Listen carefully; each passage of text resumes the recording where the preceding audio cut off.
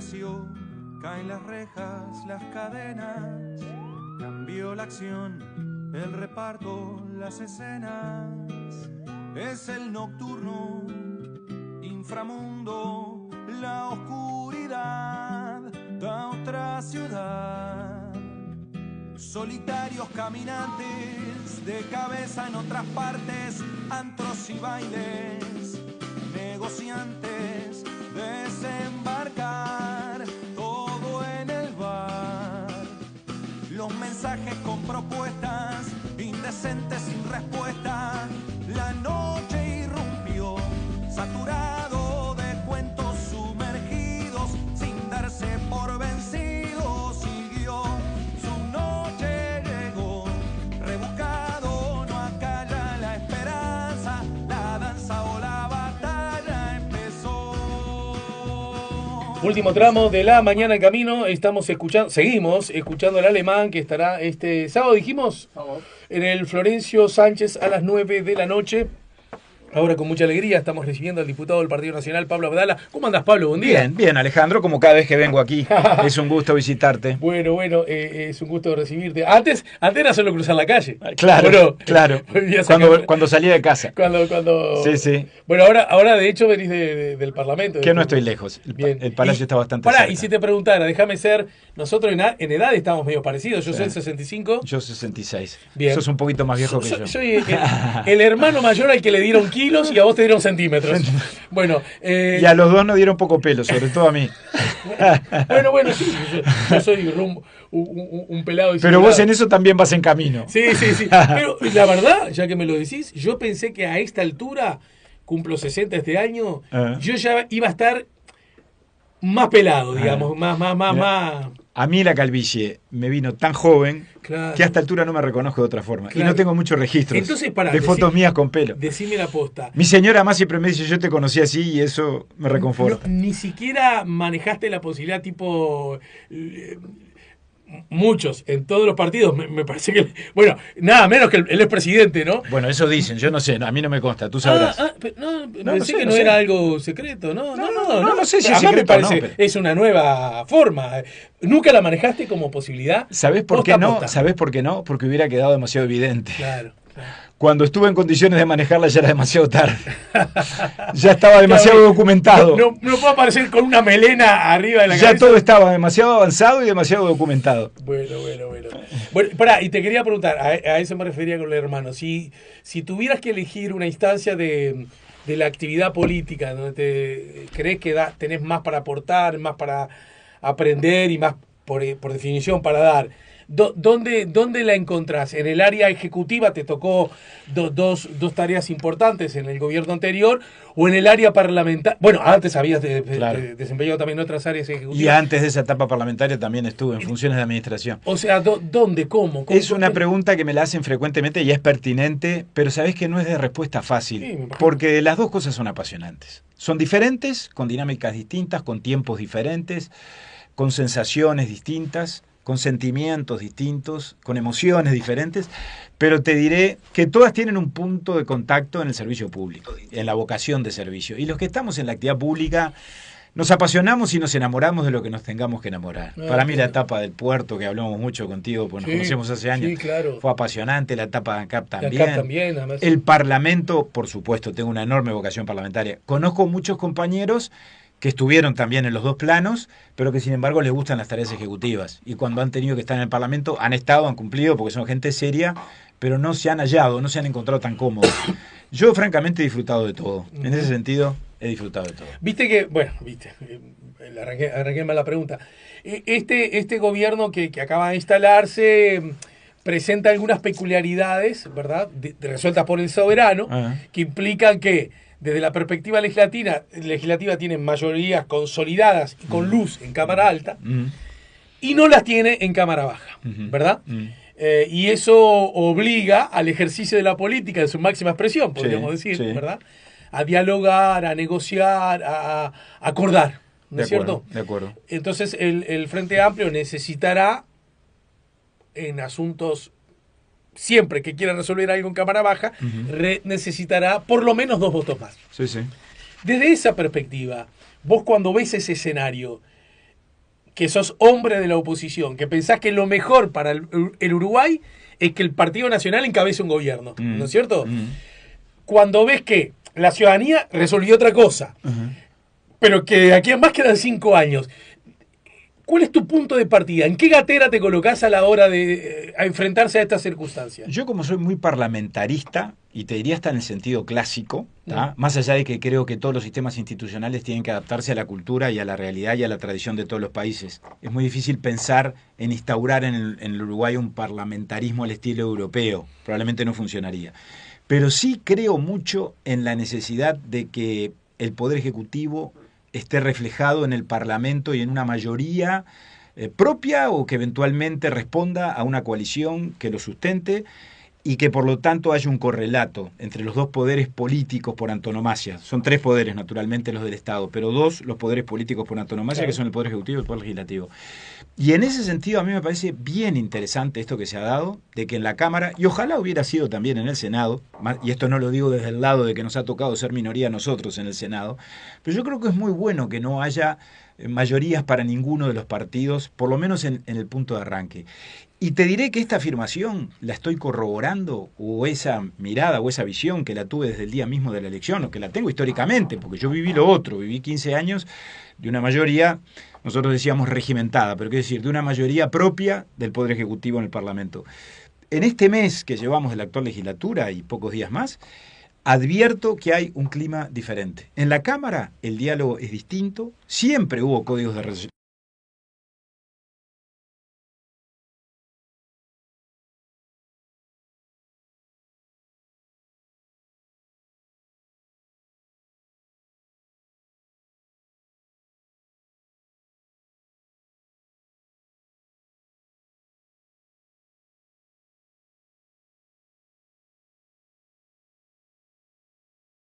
Una actitud, si se quiere, hasta diferente, una dinámica de relacionamiento y esa favorable, ¿no? Eso, inicialmente facilitadora de... Totalmente. Repito, llevamos pocas sesiones, pero en este corto lapso que llevamos, advierto que esto es así. Y creo que seguirá siendo así, porque desde el momento que el Poder Ejecutivo no tiene una mayoría propia del partido de gobierno o de la coalición de partidos que están en el gobierno, bueno, nunca habrá una mayoría que de ocasional se convierta en permanente hasta el final del periodo. El Poder Ejecutivo podrá llegar a entendimientos y lo hará en alguna oportunidad con nosotros, en otras con el Partido Colorado, en otras con Identidad Soberana, con el Partido Independiente, con Cabildo, pero nunca tendrá la garantía de que eso será para siempre. O sea, nada indica que se va a conformar una coalición con sentido de estabilidad. Tendrá que ir proyecto a proyecto, instancia a instancia. El propio Frente Amplio lo reconoce. Y a mí, francamente, te digo, eso me parece bueno, pero cuidado, eso no condiciona y obliga solo al Poder Ejecutivo o a la bancada de gobierno. Nos condiciona a todos. Ahí va, eso es interesante. Que sí. ¿Por qué? Porque de pronto hay que poder decir, lo grosereo, ¿verdad? Un Pablo Abdala, no, me consta que vos no, porque justamente no forma parte de tu trazabilidad e identidad política a esta altura comprobada, que va siempre en la vereda del diálogo, de la construcción republicana. Me parece que eso es algo que habita en vos muy notorio y que por eso tenés el prestigio ganado entre propios y ajenos, que creo que es bastante indiscutible, ¿no? Bueno, no sé, queda mal que yo me autoanalice. Está bien, pero en todo caso, tengo diálogo con todo el mundo, eso sí. Eso. Y en general tenés como una actitud naturalmente del diálogo, no, bueno, no tengo más remedio que dialogar con este tal por cual, ¿verdad? Pero creo que es una capacidad que tenemos que tener todos, y si no la tenemos que buscar y la tenemos que construir y desarrollar. Desde ese lugar te pregunto, diputado, uno podría suponer, por esto último dijiste, ¿no?, que entonces la responsabilidad es del gobierno, porque sos vos el que me necesitás. Cometeríamos un grave error que lo terminaríamos pagando muy caro. Yo razonaba esto el sábado pasado, que hubo una jornada lindísima en la Casa del Partido Nacional con los dirigentes jóvenes de todo el país, con los representantes, presidentes y vicepresidentes de las comisiones departamentales de jóvenes. ¿Para hablar de qué? De la transición política, del gobierno, la oposición, la nueva realidad. Y razonaba esto mismo. Esto nos condiciona a todos, porque gobernantes somos todos. Gobernante en el sentido lato, en el sentido estricto, en el sentido de la torre ejecutiva, por supuesto, es un partido el que gana. Pero el gobierno es mucho más amplio que eso. Estoy de acuerdo. Porque ahora que vamos por los gobiernos departamentales, esas son parcelas de poder público y de poder democrático. El Parlamento es un ámbito de gobierno, Y gobernantes también somos los legisladores de la oposición. Las posiciones que ahora se está negociando y empezando a concretar, la participación de la oposición en la minoría de los entes autónomos. Bueno, ahí son responsabilidades que también asumimos. Y por todo eso se nos va a juzgar, por cada actitud política que adoptemos. En el Parlamento, ¿cómo hacemos nosotros para hacer un planteo político en el Parlamento si no somos capaces después de sostenerlo con la presencia de los 48 legisladores de la oposición en sala, por ejemplo, ¿verdad? Pagaríamos un costo político tremendo. Si mañana quisiéramos discutir sobre la realidad de Venezuela y al momento de votar eso, no están los diputados que son proponentes de esa moción. Y por lo tanto la moción no sale. ¿Cómo hacemos para explicarle al país que una buena ley o una buena propuesta que viene del Poder Ejecutivo nosotros no la votamos? Vamos a tener que tener siempre argumentos y razones, y capaz que en este nuevo escenario vamos a tener más razones todavía.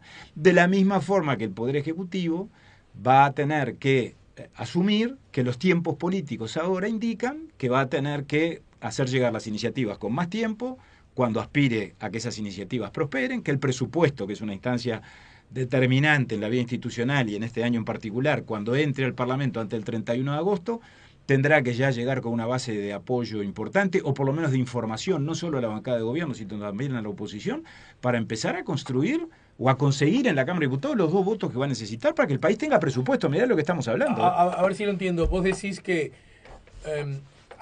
está bien, las responsabilidades no son exclusivas del gobierno. Eso es lo que me llevo como idea tuya. Asociar eso a la credibilidad, ¿no?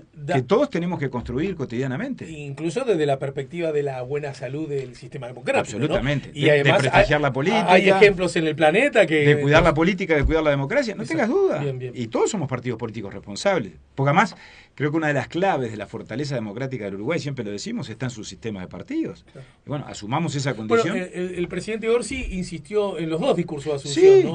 Mucho en ese aspecto, ¿no? Sí, la primera parte del discurso del presidente, sobre todo, el discurso en general es compartible, pero la primera parte a mí me pareció muy interesante. El primero de marzo. Asamblea General. Con todo aquello de la acumulación positiva, de que nadie es el dueño de la verdad, de que no tiene que haber planteos refundacionales. Bueno, eso yo lo comparto. Ajá. Bueno, llevémoslo, por lo tanto, a la realidad de las cosas, ¿no? Y a la agenda política. Y en ese contexto también parece ser claro, sin que esto implique una contradicción con lo anterior, que el gobierno por naturaleza es mano, porque además es el que tiene más responsabilidades. Naturalmente. ¿Cierto? Porque no es lo mismo estar al frente de que... Y desde ese lugar, por ejemplo, creí advertir en lo que ya dijiste, una ley fundamental de cualquier gobierno, en el Uruguay mucho más, que se hace un presupuesto quinquenal, que es una rareza, ¿verdad?, del sistema uruguayo, más allá que después con rendición de cuentas se puede ajustar. Claro. Tengo entendido que no pasa eso en otros... en realidad es teóricamente quinquenal, ¿no? Claro. Hay una trampita ahí en la Constitución, porque en los hechos hay ajuste presupuestal todos los años. Con la rendición y todo eso. Habiendo votos se puede aprobar un presupuesto nuevo, si vamos al caso. Pero en fin. Bien. Pero en las grandes líneas, por supuesto, es quinquenal. Y tengo entendido que es bastante excepcional eso, aunque después de... Sí, después mirá que tenemos rendiciones con 300, 400 artículos. Exacto. Vos decís, bueno, gobierno, manda el presupuesto. A ver si te entiendo bien. Mal podría un gobierno que tiene que necesariamente acordar cosas, repito, en Cámara de Representantes, la Cámara que vos integrás, si lo grosereo, sobre finales de agosto, ¿no? Es el plazo 31 último. de agosto es el plazo. Me lo mandás media hora antes. Totalmente. Es decir, totalmente. No lo voy a hacer yo, porque tu responsabilidad es hacerlo vos, pero ya de alguna manera que tira líneas, maneja ideas, encontremos instancias. ¿De eso me estás hablando? Y yo te hablo de eso, de construir los espacios de diálogo, de alimentarlos, de generar instancias de intercambio. ¿Antes de que llegue al Parlamento incluso? ¿Por qué no? Ajá. ¿Por qué no? Es más, en el pasado yo participé de alguna instancia de esas características. En los tiempos del ministro Astori, por ejemplo, en alguna oportunidad. Lamentablemente después se discontinuó, y creo que eso fue un grave error de aquellos gobiernos del Frente, pero en algún momento se insinuó. ¿El gobierno me preocupa, participó al Frente Amplio de esa en alguna oportunidad? Recuerdo los que estábamos en las comisiones de Hacienda y Presupuesto, pero reitero, fue una excepción que lamentablemente no pero quiero decir, el gobierno anterior, tu gobierno. Bueno, el gobierno anterior... Yo he escuchado como reproches casi similares de un lado y otro durante 15 años del Frente Amplio y 5 años de la coalición. Pero precisamente, esas son las cosas que notoriamente en este nuevo escenario, y es un mandato que la gente nos dio con esta conformación de la Cámara de Diputados, bueno, esa es la nota distinta o esa es la condición diferente. Porque en los 15 años de gobierno del Frente Amplio anteriores había mayoría propia. En los 5 años del gobierno que presidió Luis Lacalle Pou había una coalición que terminó siendo sólida. Más allá, por supuesto, de todas las cosas que se le señalaron a lo largo de todo el periodo de gobierno, pero está claro que en las instancias importantes y en esas instancias anuales de las rendiciones de cuentas, los votos estaban. Ahora eso no acontece.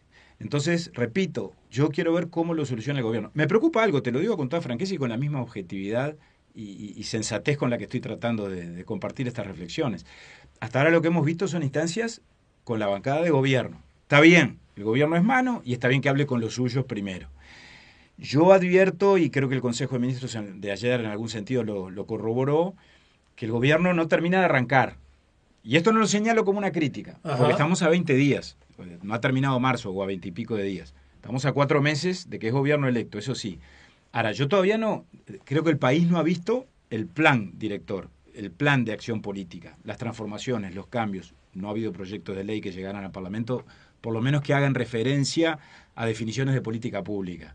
Ayer se nos dijo, a la salida del Consejo de Ministros, que se seguía analizando la situación económica y el estado de la caja para ver de qué manera se cumplían los compromisos. Y esto no es chicana, pero tengo que ser honesto intelectualmente. Espero, por lo tanto, que el gobierno esa instancia la supere, y ojalá la supere más temprano que tarde, o la supere prontamente, y una vez que tenga claro qué es lo que quiere hacer, o qué es lo que nos va a plantear, por ejemplo, un tema en el que yo ya hice un pedido de informes, pobreza infantil, compromiso de campaña de todo el sistema político, se firmó un compromiso por parte de Álvaro Delgado y de Yamandu Orsi en la instancia de la segunda vuelta electoral, o sea que con relación a eso tenemos que actuar, y tenemos que construir consensos. Ahora, no sabemos muy bien hasta ahora, el gobierno no lo ha definido, y está bien, se estará tomando su tiempo, cuáles van a ser los instrumentos. ¿Va a ser el Fondo Infancia? ¿Va a ser el proyecto de Cristina Lustenberg, que finalmente generó un consenso a fines del gobierno pasado, sí, claro, y está vigente, y establece determinados mecanismos para canalizar la política pública y para canalizar las inversiones? ¿Cuál va a ser el monto de la asignación presupuestal, no solo en el presupuesto nacional? Vamos a hacer algo este año con relación al tema, con el presupuesto vigente, con relación al tema pobreza infantil, a través de la reasignación de créditos, a través de los presupuestos que ya están vigentes, para el Fondo Infancia, para el INAU, para el MIDES. Bueno, son todas interrogantes que en algún momento va a haber que empezar a develar.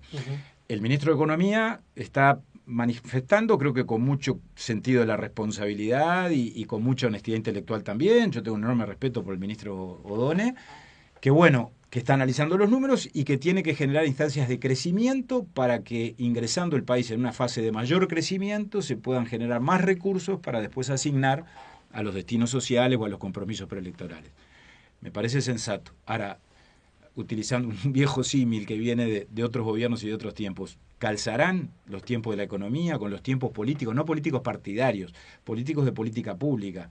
Porque en algún momento tenemos que empezar a dar esa respuesta. Y ese tipo de asuntos, lo pregunto con curiosidad de comunicador, pero casi con curiosidad ciudadana, primero que nada.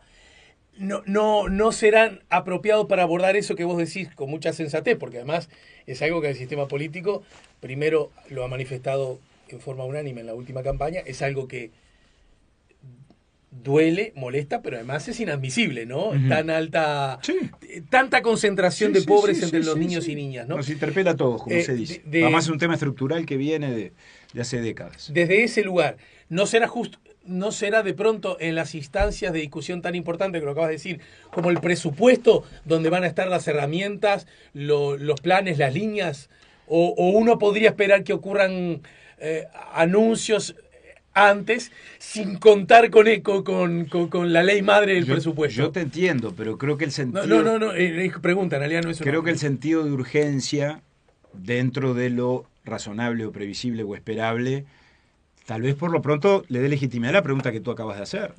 ¿Tenemos que esperar al 1 de enero del 2026 o podemos ir haciendo algo, por lo menos empezar? Y sobre todo tener definida una política. Reitero, se va a constituir la unidad de coordinación que está establecida en el proyecto Lustenberg, que además Cristina, que está comprometida con este tema, es la ministra de Salud. Claro. Y de hecho ayer fue vocera, ¿no? Totalmente. Yo la acompañé al directorio del Partido Nacional en el periodo pasado, cuando gestionábamos o construíamos el acuerdo que finalmente, yo era presidente del INAU, ¿te acuerdas? Que finalmente se dio en el Parlamento. Bueno, muy bien. Ahora, quienes preconizaban esa idea o promovieron esa idea están en el gobierno, la propia Cristina en primer lugar. Se va a constituir la unidad de coordinación en el Ministerio de Economía a los efectos de articular la aplicación de los recursos y medir los impactos de las políticas en materia de infancia. Y no lo señalo, Alejandro, entendeme bien, con un sentido de chicana. Estoy siendo absolutamente objetivo, absolutamente objetivo. Porque veo que el tema en la agenda del gobierno no aparece.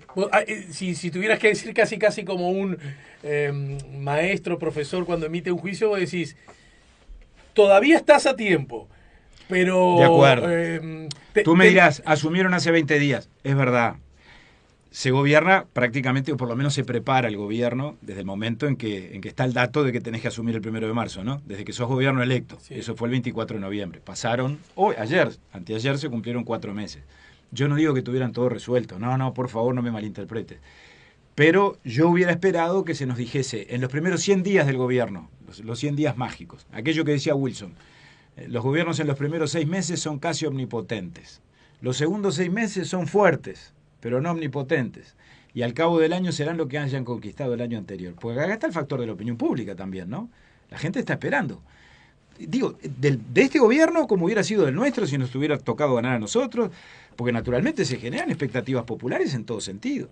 El ministro del Interior, te pongo otro ejemplo, tema que a mí también me tocó de cerca. Tenía pensado hablar sobre eso con vos. Con quien tuvimos, con él y con la subsecretaria Gabriela Valverde, una transición ejemplar. Yo quedé realmente muy contento y muy satisfecho, y además conocí a 2 personas que no había tratado en profundidad. A Gabriela directamente no la había tratado nunca, sabía de su existencia porque era funcionaria del ministerio, pero no estaba en el ministerio durante el periodo pasado.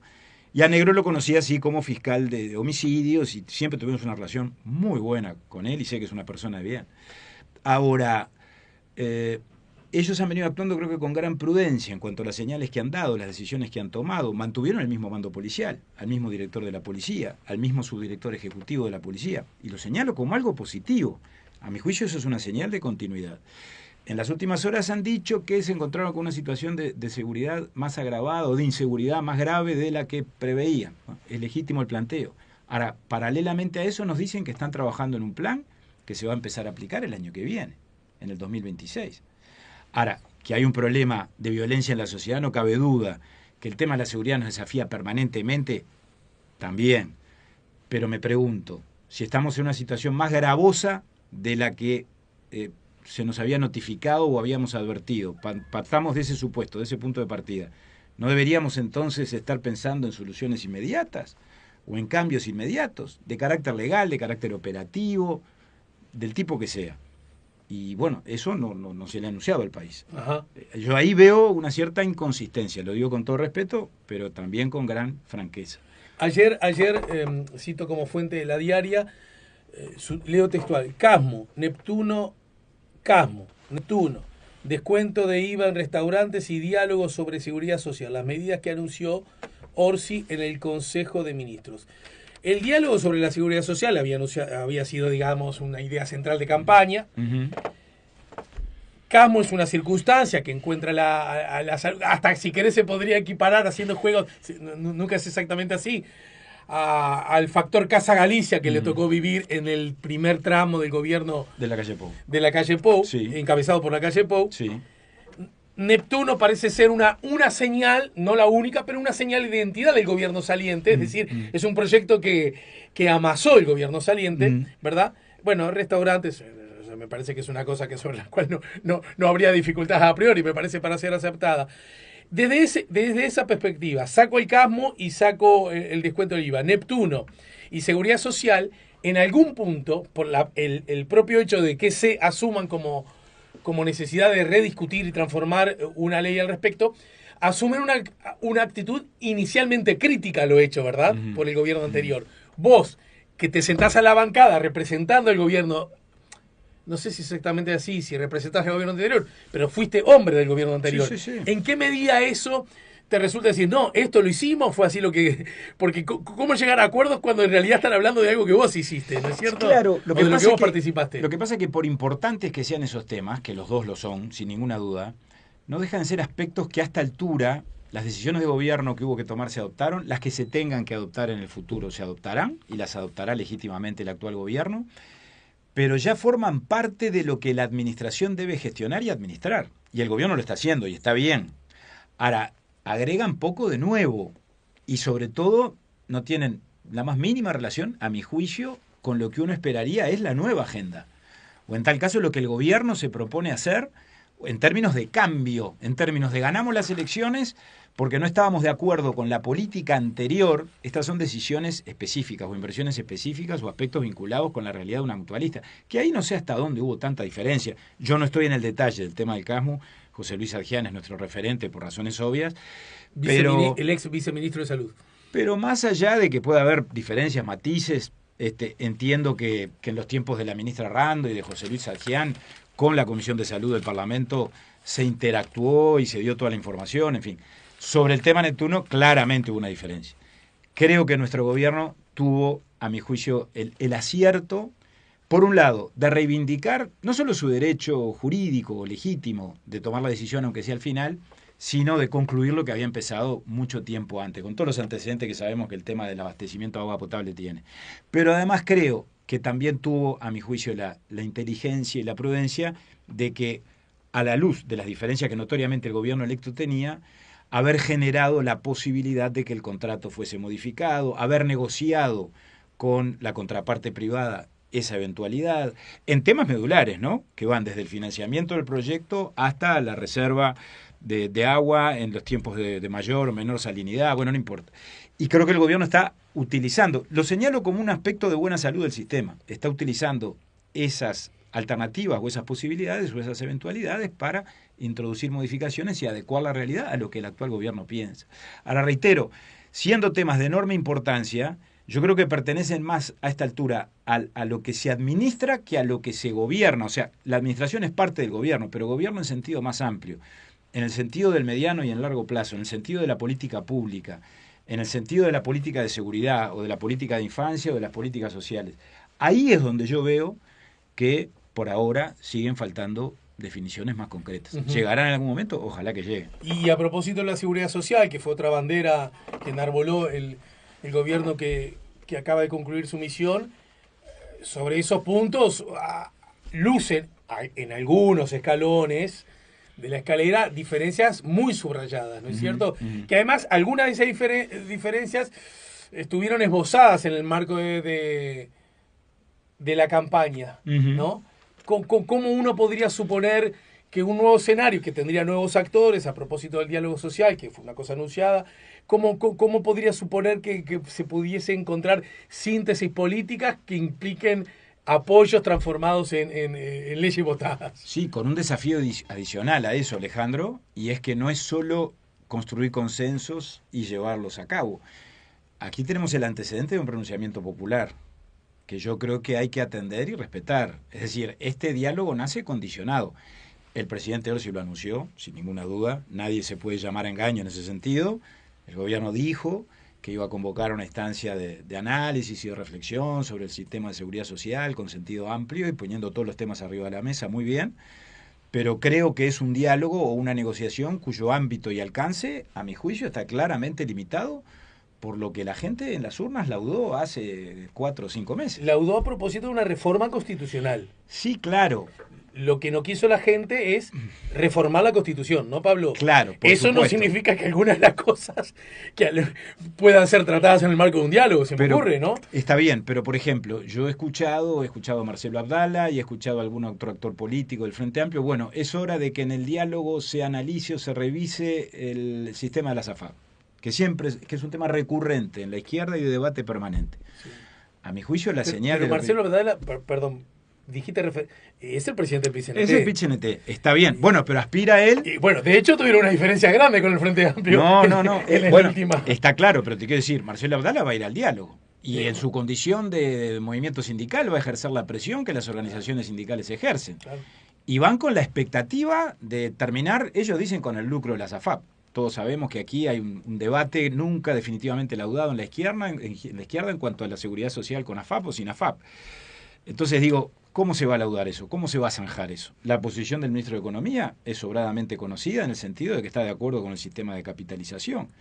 Y está de acuerdo por algunas declaraciones que yo comparto también, que le he leído o escuchado en los últimos tiempos, ya en su condición de ministro, de que el lucro de la AFAP es también un dato absolutamente incuestionable por la necesaria profesionalización que la gestión y la administración del fondo previsional y de todo lo que concierne al sistema de seguridad social tiene que tener.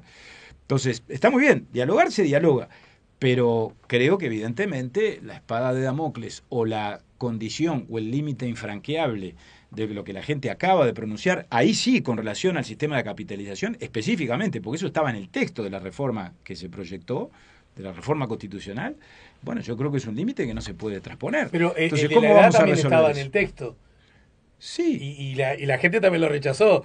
Y ese también es tan inamovible como el de la SAFAP. ¿Por qué uno luciría como más Está bien. firme que otro? Yo lo que veo, y esto lo dijimos antes de la elección, y por lo tanto lo confirmamos y lo mantenemos ahora, es que esta instancia del diálogo es una instancia, a mi juicio, tortuosa, compleja.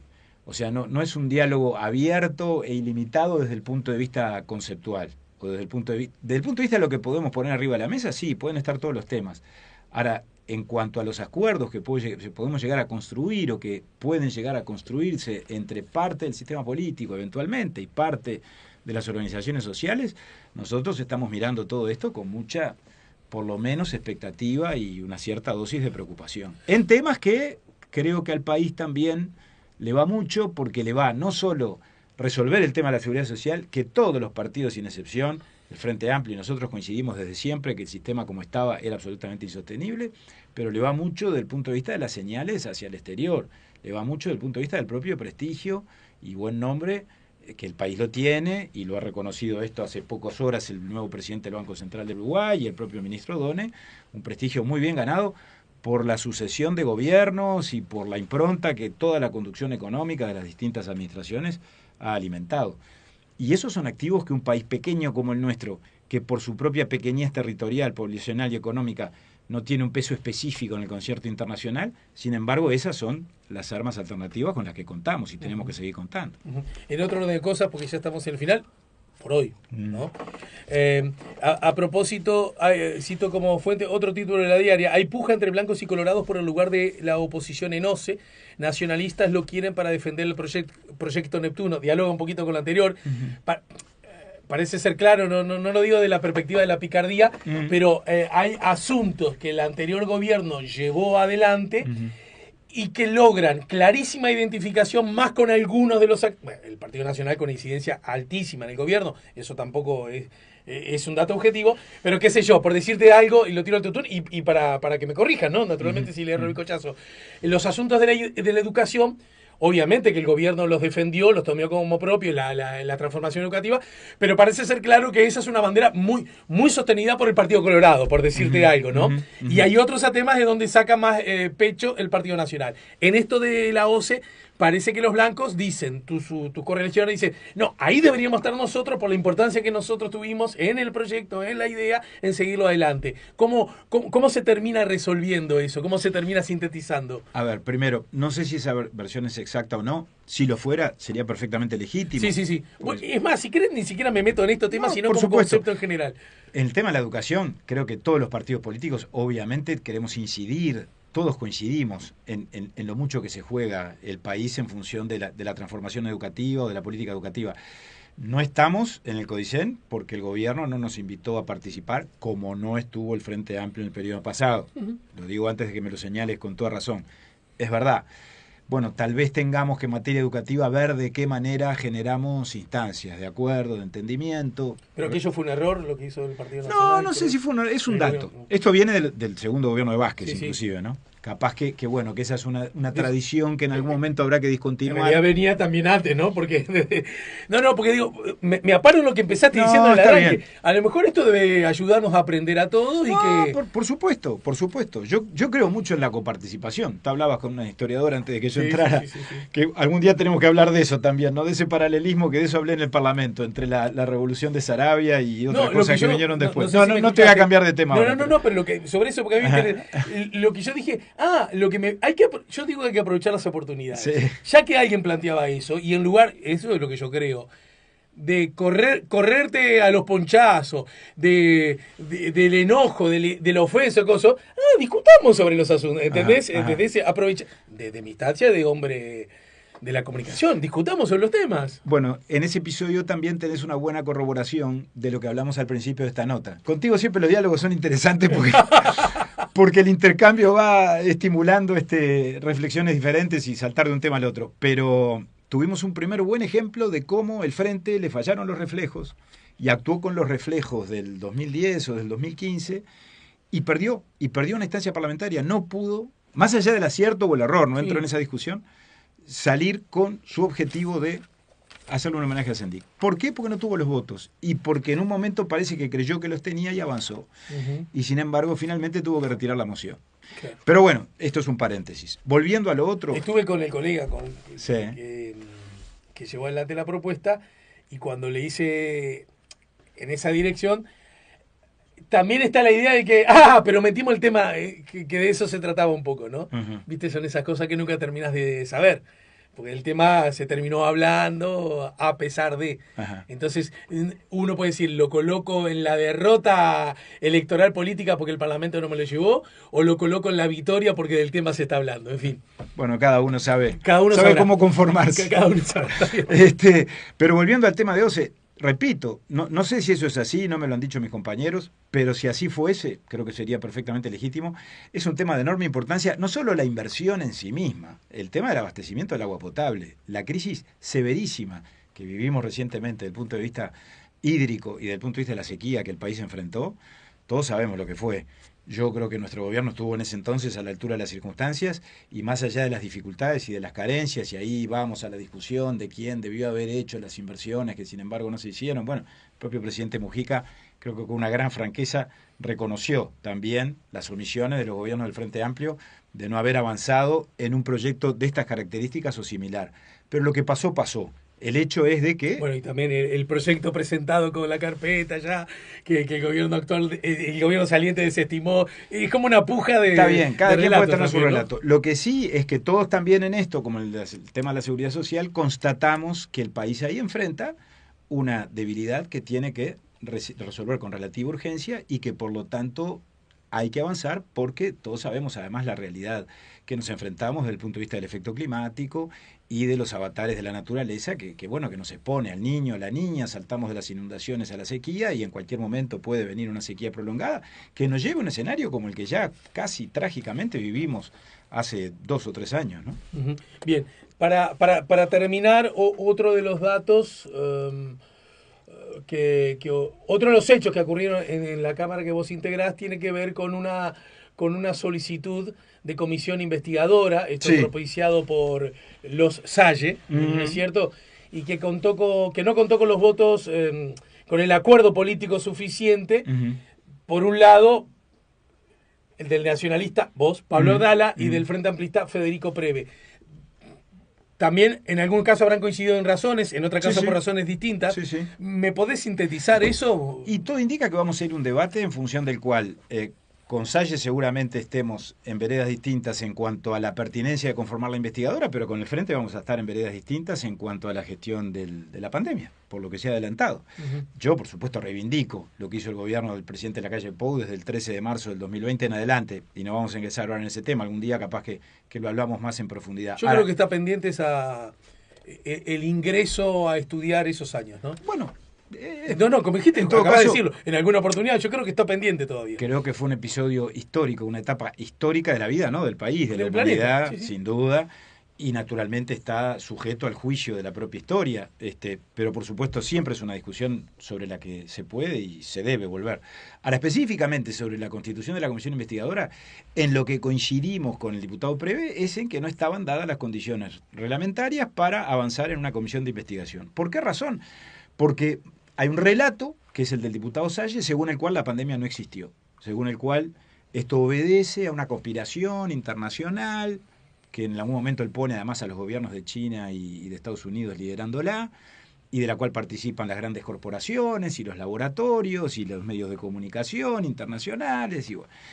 Y en función de eso considera que... Y las universidades también, ¿no? La academia, la comunidad científica, considera que la campaña de vacunación o la inoculación de la población, en verdad no solo no inmunizó a la población contra el virus, como es lo que la enorme mayoría de la población y de la humanidad creo que entiende, sino que en verdad las vacunas terminaron contaminando, terminaron generando el riesgo para la salud y la muerte o las muertes que lamentablemente acontecieron. Bueno, más allá de que tenemos una visión radicalmente opuesta, las comisiones investigadoras están dedicadas, de acuerdo a la Constitución y la ley, o deben estar dedicadas a analizar o investigar hechos concretos, hechos irregulares o ilicitudes, que quien denuncia o pide la comisión investigadora tiene que identificar muy claramente y además tiene que dar los elementos, los fundamentos para avanzar en la investigación.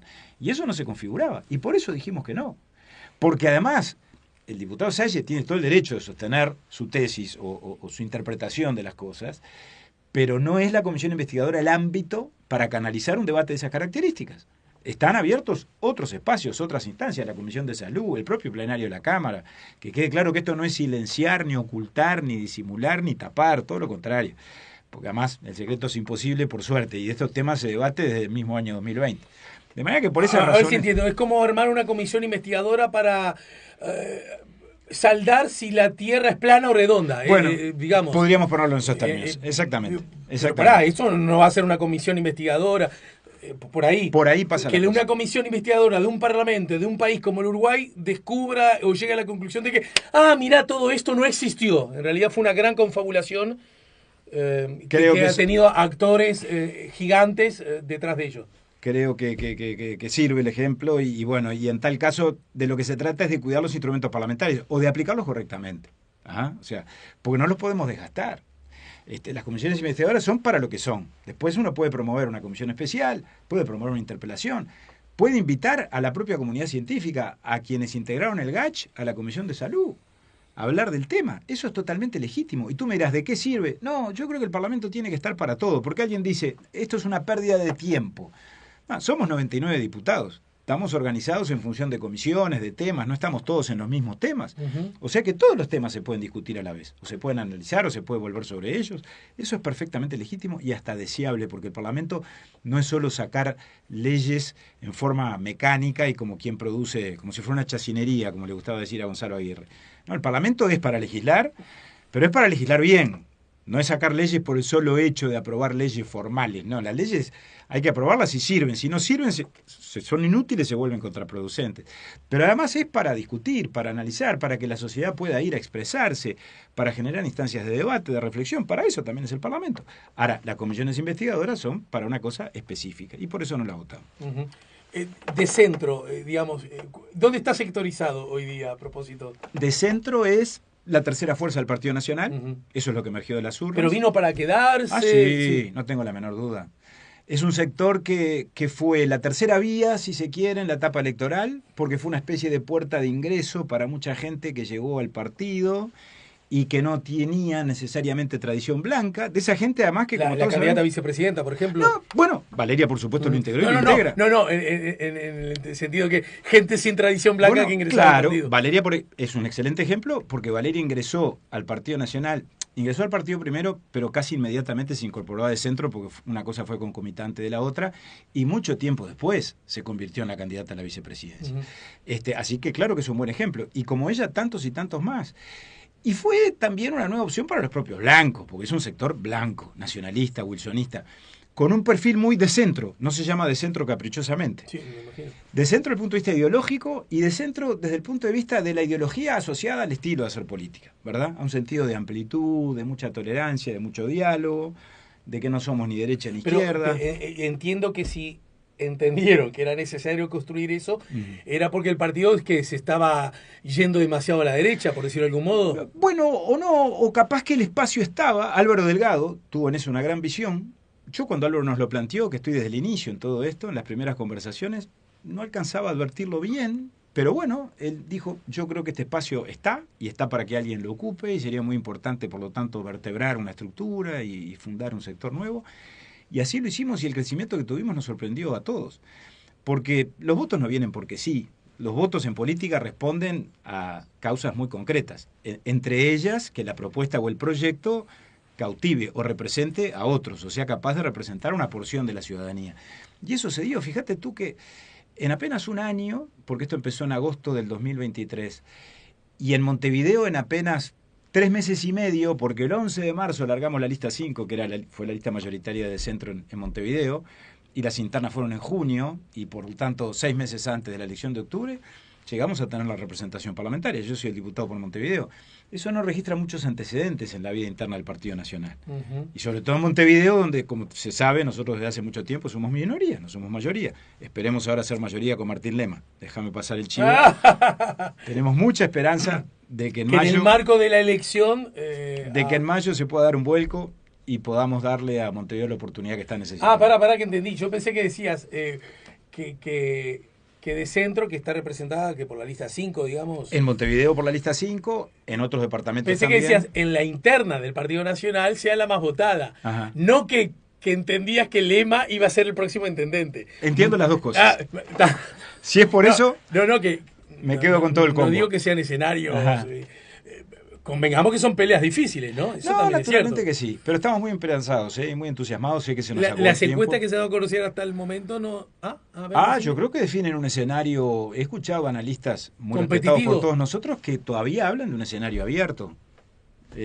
Yo creo que hay un cierto hastío, ¿no? El partido coalición... Cuando además las propias encuestas te dicen que un porcentaje importante de votantes del Frente Amplio, no históricos, de votantes del Frente Amplio en octubre del año pasado, están disconformes con la realidad de Montevideo, que a la vista está, que hay una insuficiencia en las respuestas y en la gestión y en los servicios, y en las condiciones en las que convivimos cotidianamente los montevideanos.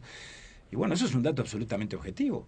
Y en un escenario político donde además la política se nos ha vuelto cada vez menos cautiva para los partidos políticos, porque la gente por suerte es cada vez más independiente, más allá de la identificación partidaria que se mantiene y de que hay muchos que se siguen sintiendo blancos, colorados y frente amplistas, no cabe duda.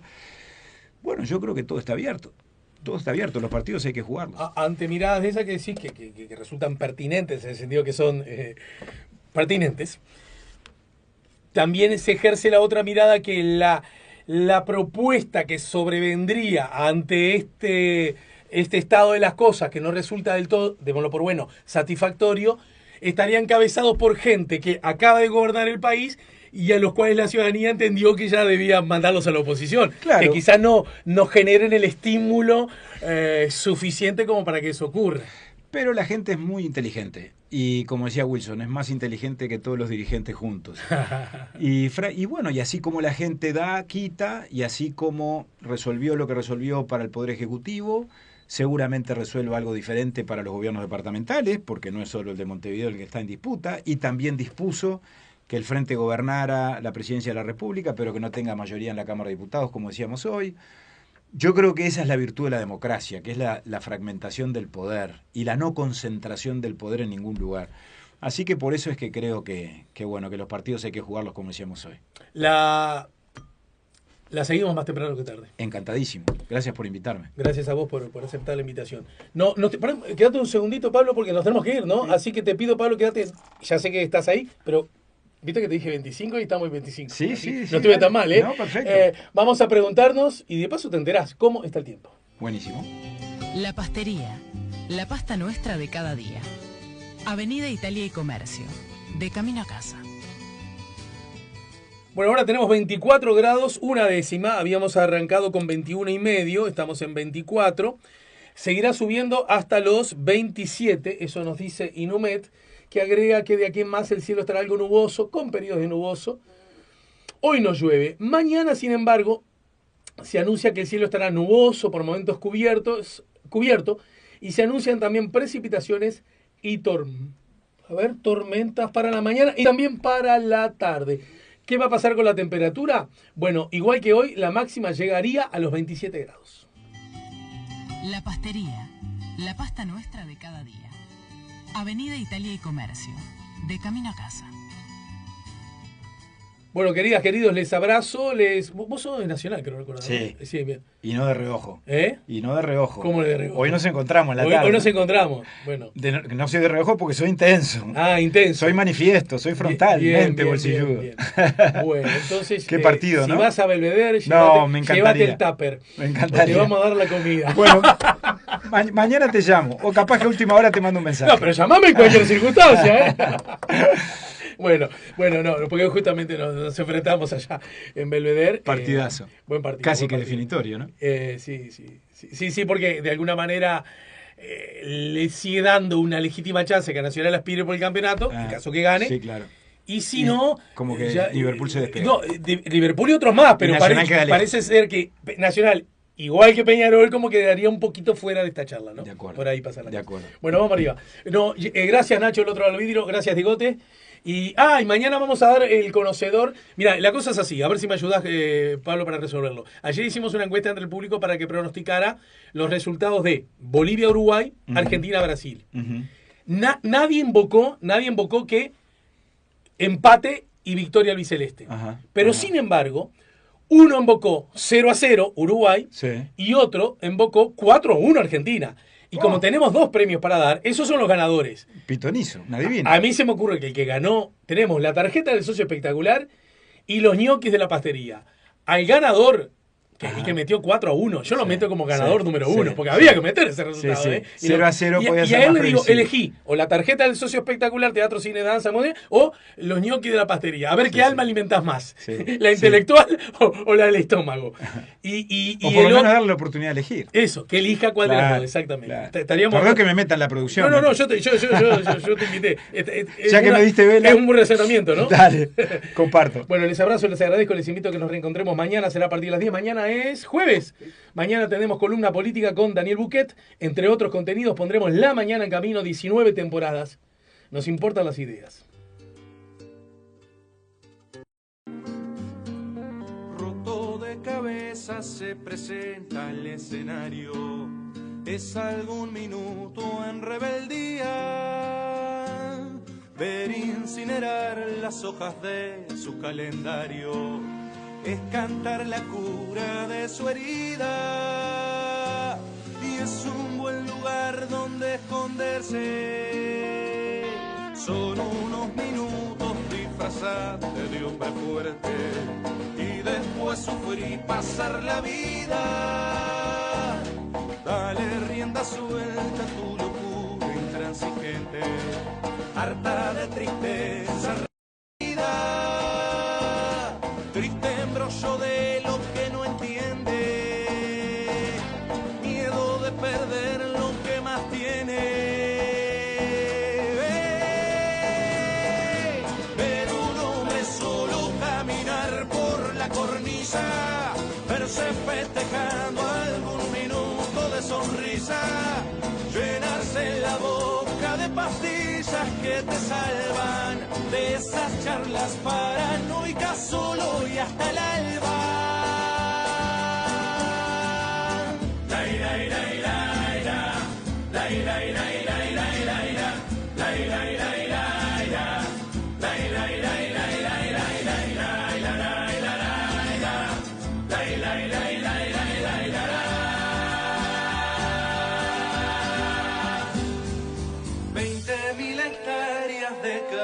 El latifundio son un territorio inexplorable. No encontrar respuestas en el lado más profundo, eso hace sentirse miserable. Ver como un amigo no te miente, verse reflejado en lo que siente.